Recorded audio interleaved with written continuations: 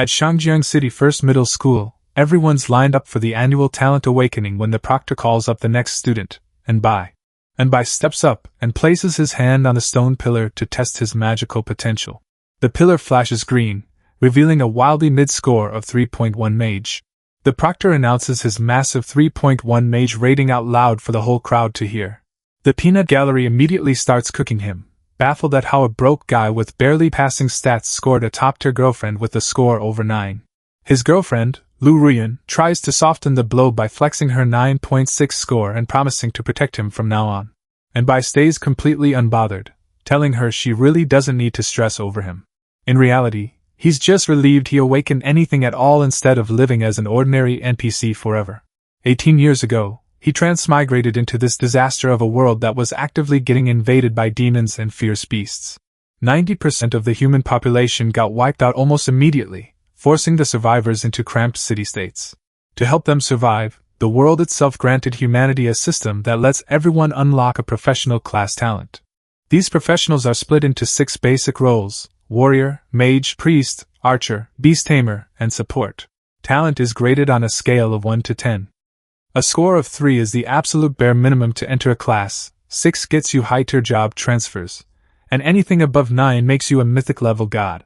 Unfortunately for Bai, his performance at the shooting range proved his talent barely qualifies him for the absolute most generic mage class. Forget becoming an apocalyptic archmage, he doesn't even have the output to be a proper mob grinder. Seeing his trash results, the girl tells him he'd be better off switching to a support class and running her logistics instead. And Bai casually drops that he's locking in the mage class anyway, leaving her completely baffled. Meanwhile, the rest of the class is already cackling at everyone else's tragic results. As Bai wonders if buying a new staff would fix his luck, she warns him that throwing away the chance to be her support means he's strictly on his own. Inside the class transfer hall, the instructor hits him with a reality check, asking if he's genuinely sure about this. He points out that as a broke orphan with a tragic 3.1 score, no faction is ever going to sponsor his mage build. And Bai fully admits his talent score is absolute garbage, but he still refuses to back down. Because despite the terrible stats, he's still clinging to one final ray of hope. The system prompts that activation requires completing a class transfer, so Bai locks in his choice and tells Teacher 1 he's transferring into a mage. Teacher 1 gives a tired hand wave, telling him to step into the transfer array and accept the energy baptism. Watching him walk into the portal, the teacher sighs over yet another youth making questionable life choices. And Bai stands in the center, as magical runes light up and raw energy surges all around him. Teacher Wang snaps back in absolute disbelief as the magic array reacts violently. The system confirms the class transfer is successful, officially making him a magic apprentice. He instantly unlocks his starting skill, Basic Fireball. Teacher Wang just sighs in disappointment, noting that a basic apprentice doesn't even count as a real mage. Rather than sulking over Teacher Wang's trash talk, he gets insanely hyped as a golden spell card bursts forth surrounded by glowing energy chains. Right after his class transfer, the system finally kicks in, binding the skill Affix system to him. Turns out, every time he levels up, he gets a draw to pull an affix that buffs any skill, so he doesn't hesitate for even a second and instantly hits draw. Gotcha luck comes through on the very first pull, landing him a golden legendary skill Affix, Explosion. In this world, affixes are usually reserved for equipment, but his system lets him attach them directly to his active skills. Item rarity scales from basic common white all the way up to legendary gold, meaning he just hit the jackpot on turn 1 with an affix that boosts damage up to 100 times. Since Fireball is currently his only offensive spell, he slams the explosion affix straight into it. 100-fold damage multiplier is insane, and he needs to test it immediately. And Bai heads straight for the school's back mountain. After asking around back at school, turns out there's a novice trial ground hidden in the back mountain. The onlookers are completely stunned to see Bai actually turn up as a mage, trash-talking his audacity, and assuming he'll just end up leeching off Lu Ruyan. Word on the street is that the monsters in these back mountains were all rounded up by the teachers, so nothing here should be above level 5. Suddenly, Lu Ruyan extended her staff toward Bai. Bai collapsed as Lu Ruyan pretended that she had only just noticed him. Lu Ruyan tries to flex her tier 3 ice mage status, offering to carry him and split the experience. But Bai hits her with a crisp, "Me? Not at all."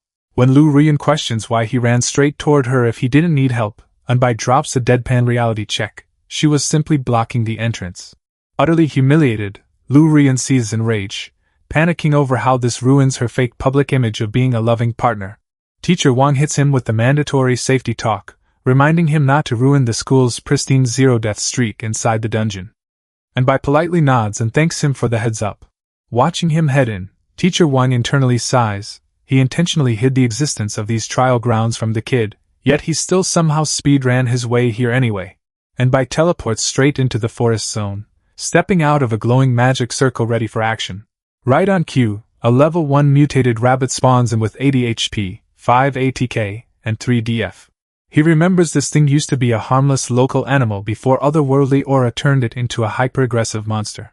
Choosing violence, he opts for a dirty sneak attack, chanting out his basic fireball spell. The rabbit effortlessly hops over the flame, completely mocking his slow-motion attack. Before he can even digest the miss, the rabbit turns around and opens a mouth full of nightmare teeth. Except a blinding blast hits the oversized rodent right in the jaw before it can land a bite. A massive explosion completely obliterates the creature, leaving absolutely nothing behind. He notes the spell's 10-meter explosion radius easily makes up for its slow speed, right as his system confirms a whopping 1% EXP gain from that rabbit. Now that he's got the hang of the skill, it's time to stop messing around and start speed farming levels. He dashes through the dark forest to gather up as much mob aggro as possible. A pack of angry mutated boars takes the bait, rushing in to crush him. Since these low IQ beasts fall for lures so easily, grouping them up is absolute light work. Once they're right where he wants them, he turns around and casts his basic fireball. The flaming orb descends straight into the middle of the charging herd. A massive blast detonates on impact, instantly turning the entire pack into quick experience points. Wiping out 16 mutated creatures in one hit instantly boosts his experience up to 29%. As secondary explosions continue tearing through the forest floor, he officially secures enough EXP to hit level 2. Hitting level 2 triggers his class passives, bumping all stats by 1 and throwing 3 extra points straight into spirit. With his stats refreshed, he notices a brand new Affix draw waiting in his system interface. Without hesitating, he calls on the system to pull another golden Affix. But when the light clears, he gets hit with the ultimate gotcha scam, the exact same explosion Affix he already owns. Before he can complain about duplicate drops, the system detects the copy and hands him a free bonus draw on the spot. The duplicate protection pays off big time, granting him a golden legendary affix called Tenfold, which immediately absorbs into his power pool. Wondering if duplicate affixes can stack, he gets the green light from the system and commands it to fuse the extra explosion affix into Fireball, totally unbothered by the wild monsters creeping up behind him. With the duplicate fused, Fireball levels up to explosion times 2, sending its damage scaling to a ridiculous 300 times multiplier. Chilling by the campfire in the dead of night, and Bai roasts some monster meat to fuel up. Turns out, munching on mutated beast meat actually grants a slow trickle of XP and even boosts his base stats slightly. He's practically cleared out every single monster on this back mountain, yet he only managed to reach level 4. Getting ambushed by a wild bear earlier forced him to equip his affix into the wrong slot in a panic. Fortunately, applying the tenfold affix to a passive skill ended up multiplying his core stats 10 times over, opening up wild new possibilities. On top of that, the no cooldown and instacast affixes he rolled after leveling up twice completely fix Fireball's slow casting speed.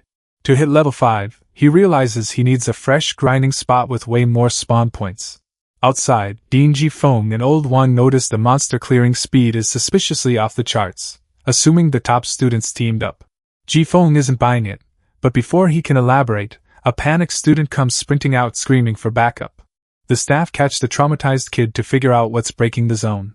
He blurts out that a massive beast stampede suddenly surged toward the outer edges, almost turning him into pancake mix. Seeing how bad things are, the staff freak out and tell Old Wang to expand the portal immediately so they can pull the surviving kids out. Meanwhile, our guy stands in the middle of nowhere, wondering why there isn't a single soul in sight.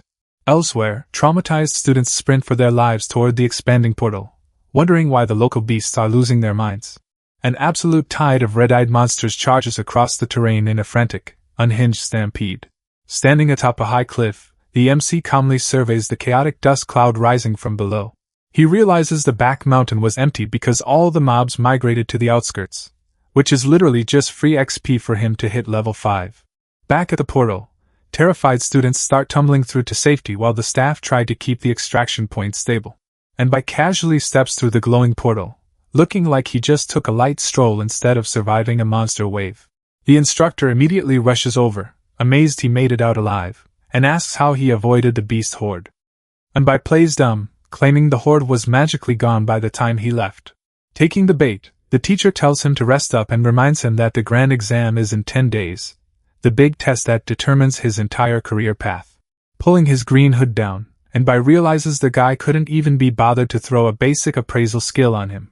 Honestly, that's a total win since keeping his true strength hidden is the play.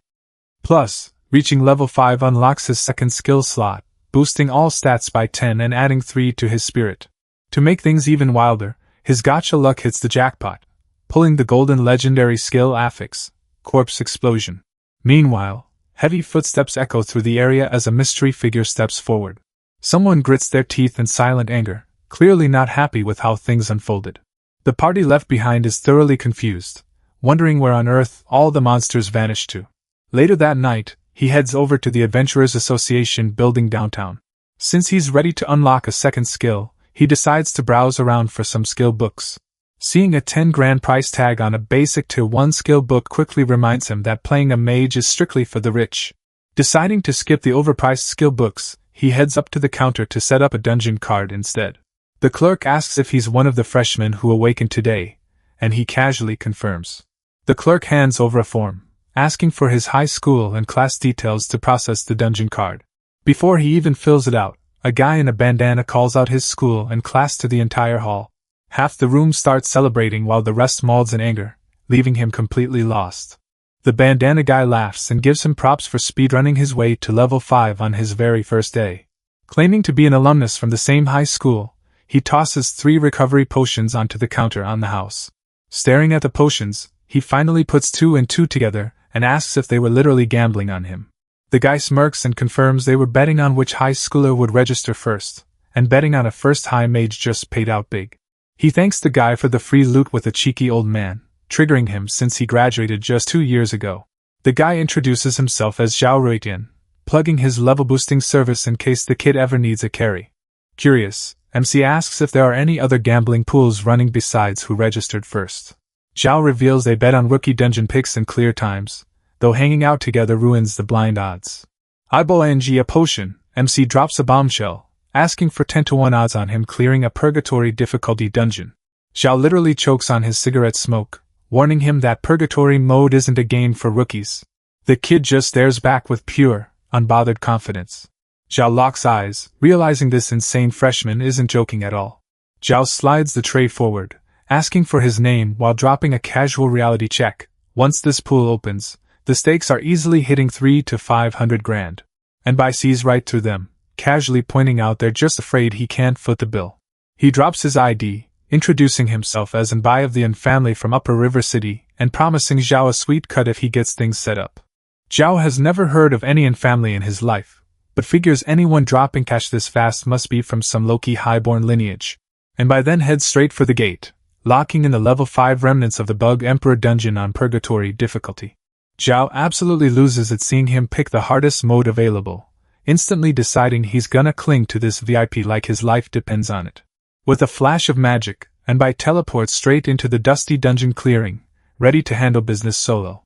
The dungeon challenge kicks off with 4 difficulty levels, with Purgatory demanding he straight up destroy the bug nest and survive. Without a map to guide him, and Bai decides to just head wherever the bug swarm is thickest, immediately running into a swarm of level 7 gold-winged bugs. And Bai doesn't even flinch as giant armored bugs swarm his position, calmly raising his wand to cast. He instantly detonates a massive fiery explosion, engulfing the entire swarm in pure heat. Noticing the tanky monster survive the outer blast, and Bai coolly prepares to drop a follow-up hit. The scorched bug staggers weakly in midair, barely clinging to life after taking the shockwave. Before it can recover, a violent burst of green energy surges to finish the job for good. And Bai suddenly realizes what's actually going on. That green burst wasn't just a normal hit, it was the effect of corpse explosion. Turns out, in his rush to leave the back mountain, he attached it to his fireball without reading the skill description. Slain enemies violently detonate for max HP plus incoming attack damage. which means he doesn't even need to spam fireball anymore. He can just sit back and let their bodies trigger a massive automated chain reaction. Right on cue, the skill goes to work, setting off violent explosions all around him. The explosions instantly stack into a chaotic chain reaction, turning the entire zone into a fiery meat grinder. As the green flames clear, and Bai casually strolls out of the apocalyptic aftermath without a scratch. Corpse explosion really is the ultimate mob clearing hack, because even if a wave gets atomized, the survivors just cluster right back together to take their turn in the blender. Before he can celebrate the free EXP, something catches his attention. The smoke clears around a deep fissure nearby, revealing movement deep below. Looking down into the chasm, he spots a horde of giant armored bugs packed tightly together. Honestly, them grouping up like that just saves him the trouble of aiming. The oversized beetles take flight to jump him, but a fireball drops straight down into the pit to greet them. The spell detonates instantly, letting off a massive blast of green energy that vaporizes the horde before they can even get out of the pit. The guy locks in, keeping silent as the tension peaks. Outside, his big bro is stressing over the dungeon screen, praying he pulls through with millions on the line in the betting pool. Meanwhile, another gambler doubles down, tossing an extra 50 grand into the pot, and claiming old Zhao is about to lose his shirt. A blonde girl turns around, sensing something major is about to go down. Suddenly, a server-wide announcement flashes, declaring that Bai just cleared the Bug Emperor dungeon on Purgatory difficulty with an SSS rating at level 5. The entire lobby loses its mind, completely baffled over who this absolute menace Bai even is. The big bro instantly tackles Bai in a wild hug, celebrating the fat bag he just secured while demanding his opponent pay up. With the leaderboard officially shattered, a flash of energy streaks across the distant horizon. Clearing the level 5 dungeon on Purgatory difficulty nets Bai an insane payoff, a purple chest, a gold chest, and a jump straight to level 7. With plus 20 to all attributes, 6 extra spirit, and 2 fresh Affix draw opportunities, he's stacking massive gains. Eyeing his glowing loot, Bai wonders what kind of high-tier pulls he's about to score from these first clear rewards. Bai pops open his dungeon chests, lighting up the clearing with high-tier loot. The drops roll in: blood rage pills, nutrient potions, rare bug monster materials, and a shiny Purgatory Walker badge. Checking out the badge, it turns out to be a growth-type item granting plus 10 to all attributes, making him only the 81st person to ever claim it since the Cataclysm. Hyped by the instant stat boost, he equips it immediately and gets ready to spin his 2 gold legendary Affix draws. He triggers the system pull, successfully landing 2 absolute top-tier gold legendary skill affixes, Flame and Teleport. Meanwhile, Director Lee is interrogating the top students, trying to figure out if they secretly teamed up or if someone somehow unlocked a nuking skill on day 1. The students quickly deny it, admitting their farming speed was nowhere near that fast and that all the beasts were already wiped out before they even reached the back mountain. Before Director Lee can process that, an assistant comes sprinting over in full panic mode with bad news. Ji Feng dismisses the students, sending them back to grind monsters. When the director asks why he's panicking, Old Wang drops a bombshell. Another school just birthed a total freak who wiped out the Bug Emperor remnants at a mere level 5. Ji Feng is coping hard, venting about how he barely beat Nightmare difficulty at level 9 back in the day. The assistant swears it is true though, dropping the bombshell that Bai cleared Purgatory difficulty in under an hour. Meanwhile, Bai is already speedrunning a new dungeon, casually dropping elite knights and archers. Refusing to waste his 3 free daily runs, he notes these elite mobs are quality over quantity compared to the Bug Emperor dungeon. 0 time wasted, he presses deeper into the catacombs to maximize his daily grind. An elite black iron archer locks onto him from above, unleashing a barrage of sharp projectiles down his way. Bai casually weaves through the incoming slashes, effortlessly dodging the deadly wind blades. However, one of the arrows barely catches the edge of his cloak, tearing right through the fabric. Not letting that slide, he closes the distance instantly and obliterates the archer, officially wiping out the level 6 elite. Chugging a health potion to patch up his HP, he mentally notes that buying a proper defensive skill book is moving straight to the top of his shopping list once he leaves. With that room cleared, he strolls deeper into the eerie, bat-filled catacombs toward the massive set of doors ahead. He keeps pressing forward through the echoing corridor, completely unfazed by the swarm of bats flying around. Finally, he steps into a massive chamber where a gigantic hammer hangs from the ceiling, signaling the real fight is right around the corner. He steps firmly into the room, fully locked in for whatever comes next. and by steps into the chamber just as a colossal warhammer drops into view with crushed metal energy. The heavy slam sends a shockwave roaring through the entrance hall right as he arrives. Feeling the absurd pressure in the air, and by realizes he's locked into a full-on boss room. A giant gauntlet hand tightly grips the massive weapon shaft.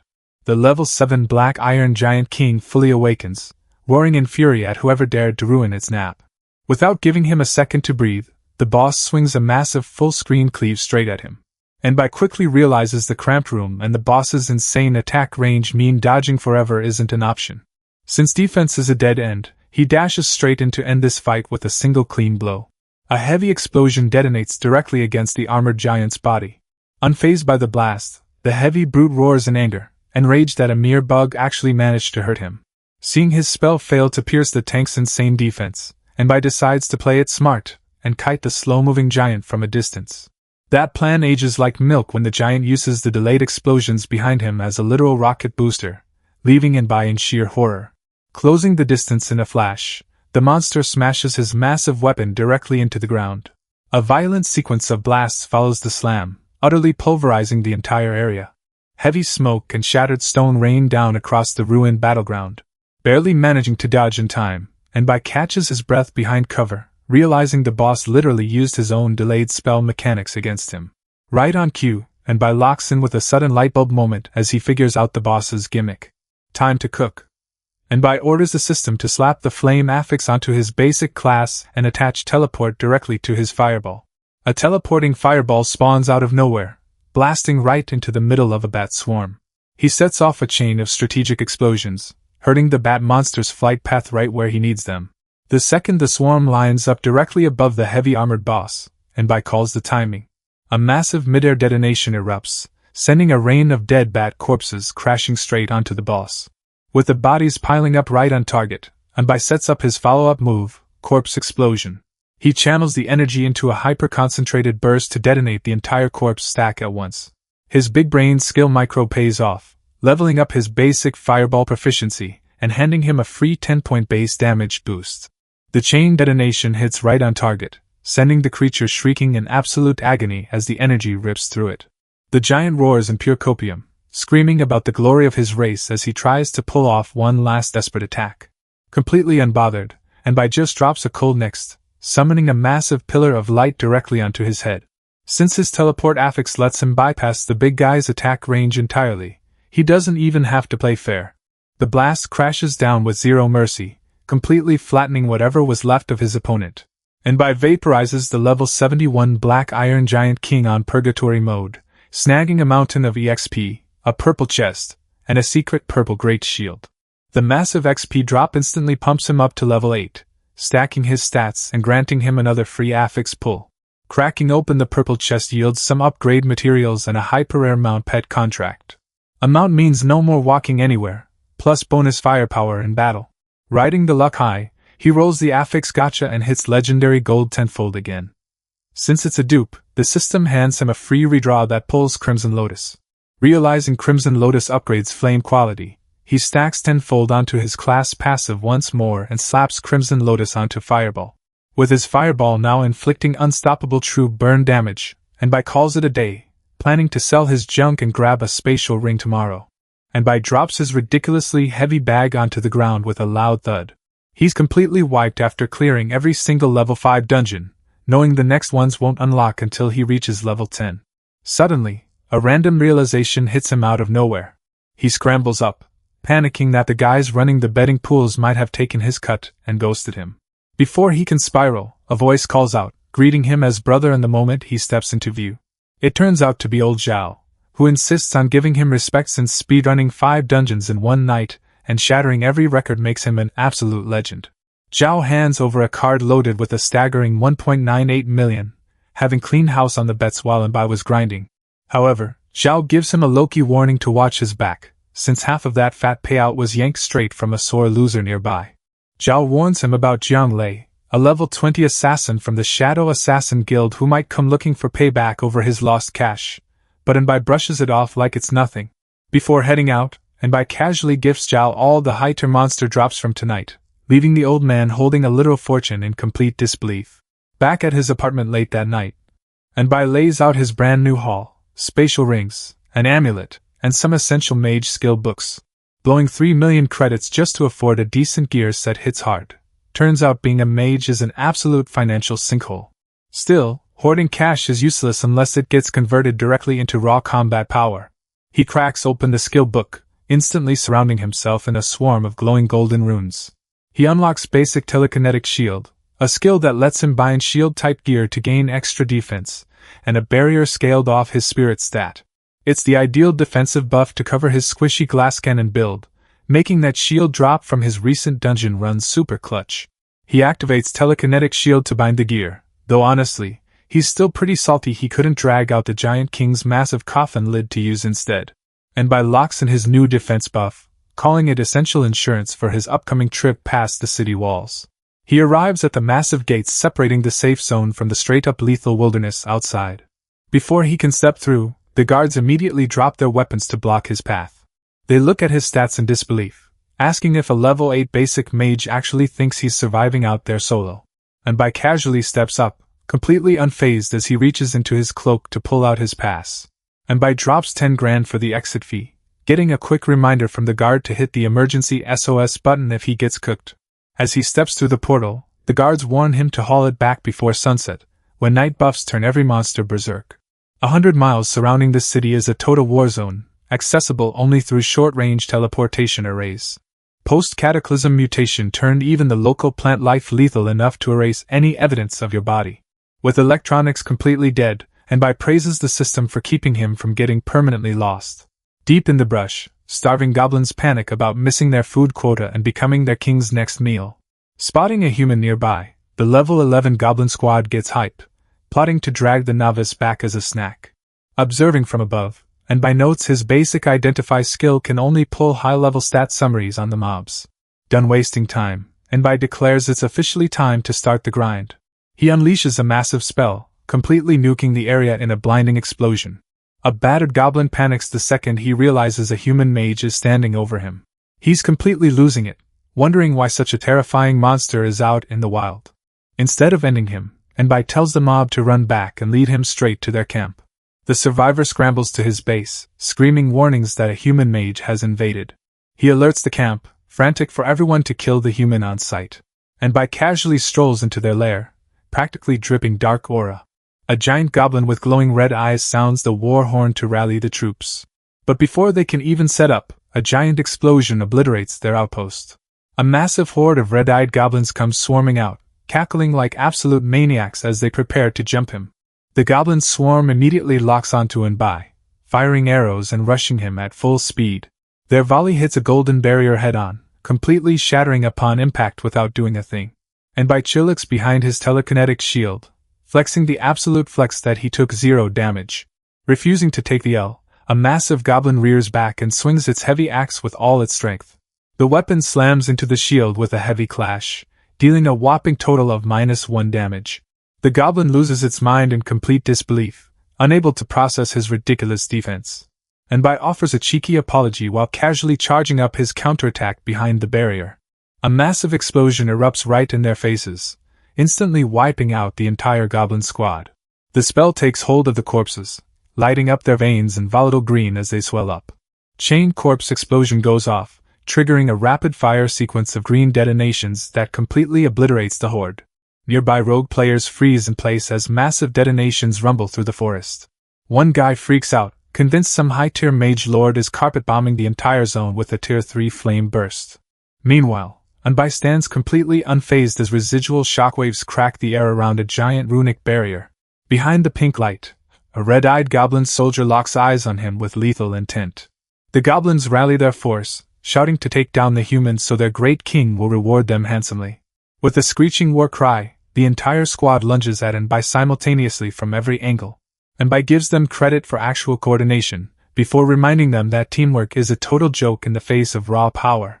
He triggers instant casts, dropping a barrage of golden blasts that immediately sends the entire squad flying. Bai casually lets a golden blade slice through an attacking goblin without even looking.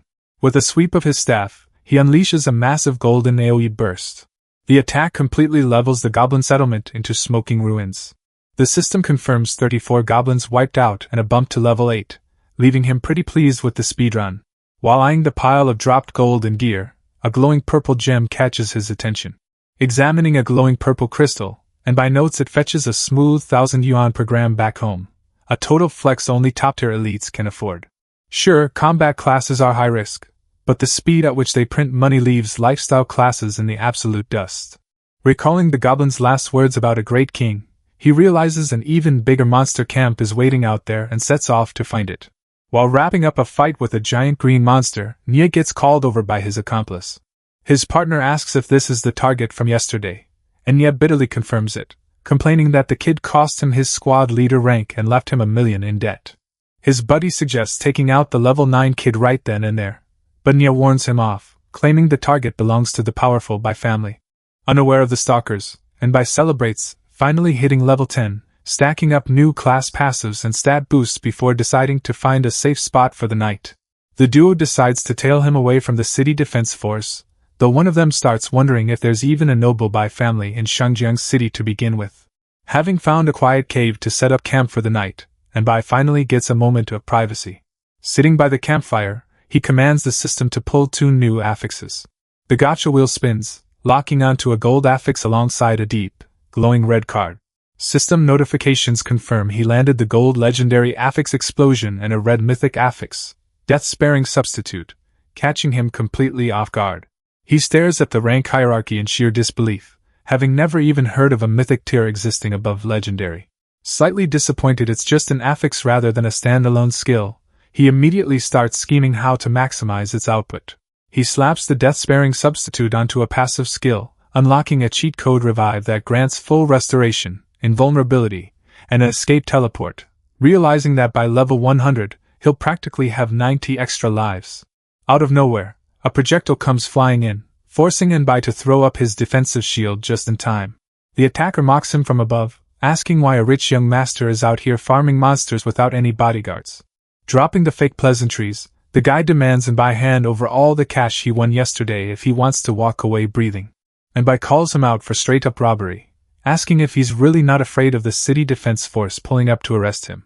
But the mugger already ran the math. It'll take 5 minutes for the guards to arrive, and Enbai won't last that long.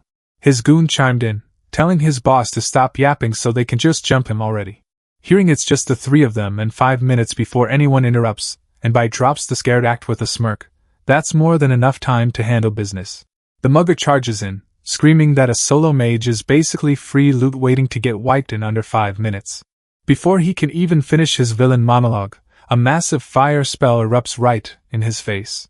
A ridiculous explosion tears through the ground, instantly swallowing the attacker in a wave of raw firepower. His high-tier protective amulet snaps under the heat, barely clutching the survival check for him. Gassed out on the scorched earth, he's losing his mind that a level 10 archer just forced him to waste his most expensive defensive item. As the smoke clears, mana swirls around a super unfazed Enbai. Casual as ever with his staff over his shoulder, Enbai drops the real talk. The plan wasn't bad, but the power gap was just way too wide. Looking up in sheer horror, the guy finally connects the dots. The mystery powerhouse who dropped that tier 3 flame burst earlier wasn't by the entire time. Panicking, the guy desperately tries to play dumb, capping that Enbai must have the wrong person since he doesn't even know any tier 3 skills. But his cheap excuses don't save him as he's instantly engulfed in a massive wave of fire, screaming in sheer agony as he gets cooked alive. The smoke clears, leaving behind nothing but shattered ground and lingering purple sparks. Enbai casually notes that chain corpse explosion is actually the ultimate crime scene cleanup tool for deleting all evidence. He starts walking away, completely unaware of the ominous shadow creeping up right behind his heels. Suddenly, a lethal shadowy blade bursts out from the floor in a surprise shadow assassination attack. The blade pierces straight through Enbai's chest, taking him completely off guard. As he stands frozen in shock, a hooded figure materializes right behind him with a sinister laugh. The rogue gloats that the guy Enbai just vaporized was merely a shadow clone, flexing how a level 20 veteran always keeps extra lives on deck. Standing over Enbai's fallen body, the assassin moves in to loot his gear, ready to claim all his high-tier loot for himself. Just as the assassin reaches down to loot him, Enbai triggers a counter trap, bursting with golden light. Standing back up completely fine, Enbai acknowledges that level 20 assassins really do have annoying gimmicks. Without missing a beat, he unleashes a wave of scorching fire that completely incinerates the shadow clone. Admitting his death-sparing substitute barely saved his life, and decides logic dictates firing off even more explosions in case there are extra clones lurking around. The insane overkill obliterates the cave system entirely, leaving zero room for anything to survive. With even the guy's spatial ring blown to absolute pieces and loot spilling everywhere, and confirms the assassin is finally cooked for good. Sweeping up the scattered drop items, he reminds himself that in this world, other players and their absurd skill sets are always the real threat. And realizes his telekinetic shield won't cover everything, making his death-sparing substitute skill his real clutch card, meaning he needs to grind levels ASAP. Suddenly, a mysterious purple light starts pulsing from the cracked earth right where the explosion went off. He immediately hits the glowing anomaly with basic identified to inspect what he just unearthed. Turns out it's a one-time secret realm called Demon King's Burial Ground, capped at level 20 and strictly requiring 4 players. He didn't expect his overkill spell to literally nuke a whole secret realm into existence. He hops down onto the magic formation to inspect it directly. Since it takes 4 people to enter, he instantly rules out random classmates. Trusting randoms is just asking to get griefed for loot. So he shoots a message straight to old Zhao to pull up with a party before anyone else catches wind. An's buddy arrives at the dungeon entrance, calling out to locate him in the rocky terrain, and casually greets him, noting he finally pulled up. He explains he got held up by some trouble on the way and brought his sister and her classmate along to check out the secret realm. Zhao Jiqing is a level 5 tier 3 defense class, while her classmate Xiying is a level 4 tier 3 combat class. And keeps it cool, welcoming the newcomers and telling them to just call him and leads the squad to the cave entrance, announcing they've officially arrived at the secret realm. He drops the breakdown on them. It's a multiplayer realm, so they just need to walk in behind him and pocket a free 10% loot cut without lifting a finger. His classmate asks if Anbai was the one getting carried, but her brother admits they're literally just NPC filler to meet the party's size requirement. Before stepping in, the warrior waves his experience share, explaining he's already hit the level 20 cap so the extra EXP is useless. Violent purple energy surges as the system warps the entire team straight into the dungeon. They spawn into a desolate, eerie wasteland dominated by a giant glowing moon floating overhead. The shield warrior immediately freaks out from the spooky vibe and hides behind her massive shield, leading Anbai to realize she picked a max defense tank build purely because she's terrified of getting hurt. A glowing blue skeleton hand bursts right out of the cracked earth. An army of blue skeletons starts crawling out of the dirt, led by a menacing armored swordsman. The stats drop. A level 15 purple elite unit with 28,000 HP and beefy attack stats roars into the air. Seeing this monstrosity, the party instantly panics, doubting if a level 10 mage can actually solo a purple elite. Meanwhile, Anbai is genuinely thrilled, loving the crazy high difficulty right off the bat. Still, he reminds himself to keep his broken skill affixes hidden from his teammates. He chants a fake spell out loud and unleashes a fireball right toward the incoming undead mob. The fireball slams directly into the elite skeleton swordsman's skull with devastating force. The elite skeleton's glowing blue skull goes rolling across the ground like a heavy bowling ball. The party completely loses their minds after watching a level 10 basic mage drop a fireball that hits like a tactical nuke. Anbai stays low-key, confident no one can figure out his affix cheat as long as the corpses stay intact. He keeps firing into the horde, noting that while there aren't many skeletons, every single mob is an elite. Watching him incinerate the entire room, the party copes by convincing themselves he must be a high-level smurf holding his rank back.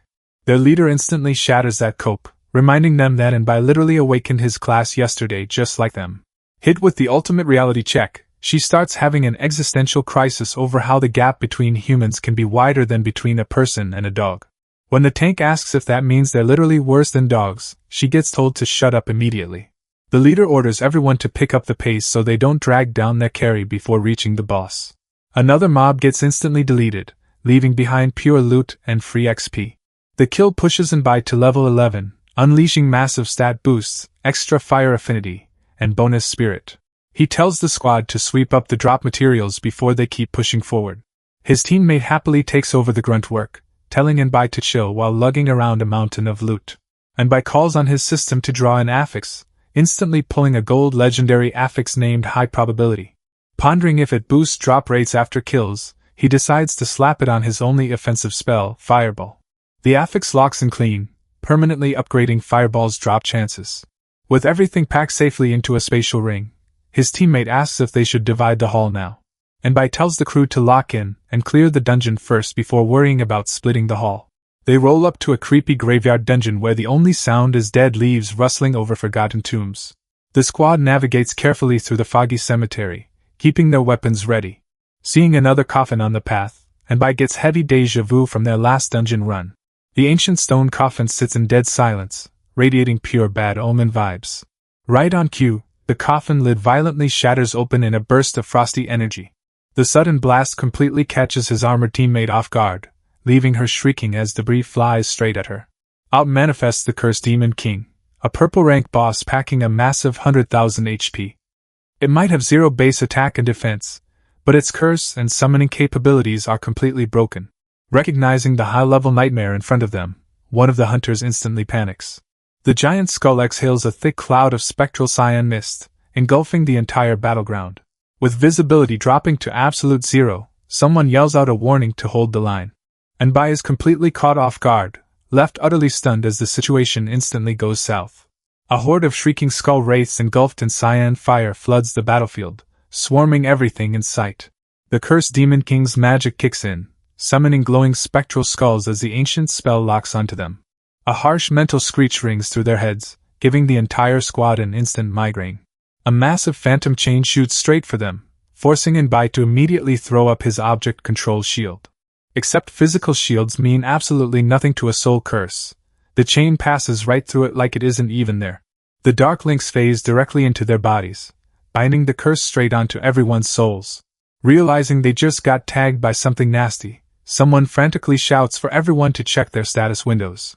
And Bai opens his system panel to a lovely new debuff. If any of their attacks hit a clone, they'll end up taking all that damage right back to the face. Seeing trembles in fear, realizing that hitting a clone means taking all that damage straight back themselves. The team's veteran steps in with a heavy warning, revealing he once faced this exact taboo curse against the Lich, and ignorance cost them big. He recalls how one of his old teammates got locked down by the Lich's life curse chain. Back then, they assumed keeping their priest on high alert to constantly top off their HP would be enough to keep them alive. Yet even after killing the Lich to break the spell source, that teammate's HP completely drained away anyway, with no chance of revival. Gao Jiqing completely loses her cool after hearing that grim backstory.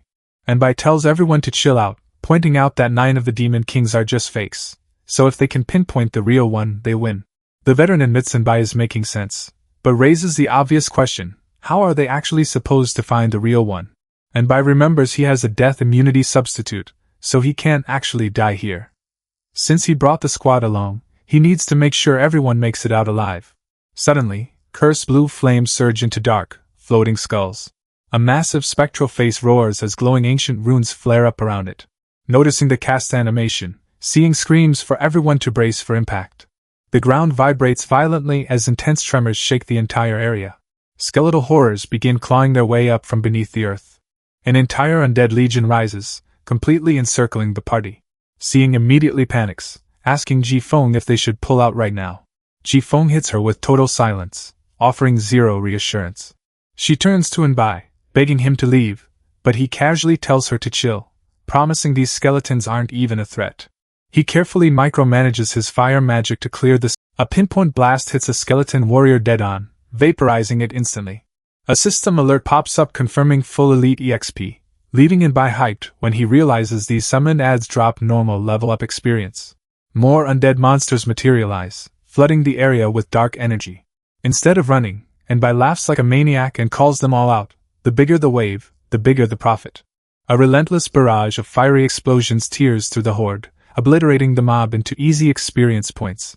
Bai tightens his grip on his staff, feeling the violent energy vibrating straight through his fingers. A massive golden orb shoots out, barely missing a wave of shrieking, spectral blue skulls. Realizing he almost blew everyone to Kingdom Come, he admits he got way too hype and overcharged the spell. A massive shadowy skull dragon looms over the field, casting an intimidating shadow over the tiny party below. He wipes away a sweat drop, relieved that he narrowly dodged a catastrophic magic backlash. His teammate frantically begs him to play it safe, but Bai just hits them with a classic "trust me bro, it was an accident." Locking in for real this time, 3 glowing golden orbs hover around him as he charges his staff. Activating instant cast, blinding beams of light rain down, obliterating the armored skeletons into dust before they can even move. Golden beams crash down like absolute orbital strikes, pounding the ground with rapid-fire explosions that completely vaporize the monsters. 2 hours pass, and the party is literally sitting back relaxing, completely blown away that anyone could play the game like this. Seeing can barely process what she's watching. He's treat farming a high-tier boss like an automated infinite EXP glitch. The guy admits normal players would have run for their lives, but Bai's DPS is so absurd he clears the skeleton horde endlessly. Zhao Jiqing blinks away tears of pure awe, unable to take her eyes off the sheer display of dominance. Suddenly, she notices something weird and points out that no more skeletons are crawling out of the ground. A cold breeze sweeps across the battlefield, leaving behind nothing but silence and a field full of crushed bones. Up in the sky, only a single cursed Demon King clone remains floating in the air. Instead of wrapping things up, Bai hits the boss with the ultimate taunt, demanding it spawn more mobs if it isn't scared. The party realizes the boss actually uses spirit to cast skills, meaning the Demon King is officially running on 0 mana right now. Hearing this, Bai finally connects the dots on why the boss suddenly stopped throwing hands. With its mana completely drained, the life curse chain holding the girls hostage automatically unravels, freeing them from the debuff. Bai decides it's time to pack up the raid, powering up a final spell to send the helpless boss straight to the afterlife. With 0 mana left to defend itself, the ghostly cursed Demon King can only stare down its imminent demise. The massive strike detonates across the arena, completely vaporizing the level 15 purple boss and clearing the secret realm. As the clear notification rings out, the party levels up, pushing Bai to level 12 with a massive stat surge and another Affix draw opportunity.